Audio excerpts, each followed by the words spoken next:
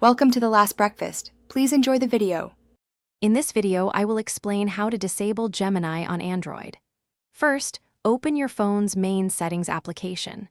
Scroll down and tap on Apps or Applications to view all installed programs. Then, locate Gemini within this list. This initial step is crucial for accessing its specific settings and management options on your device. Once you've found Gemini, tap on its entry to open the app's information page.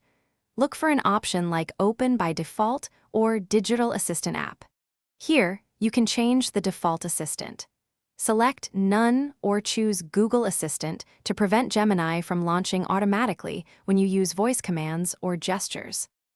To further disable Gemini, return to its app info page. If available, tap the Disable or Turn Off button. This action will prevent the app from running in the background.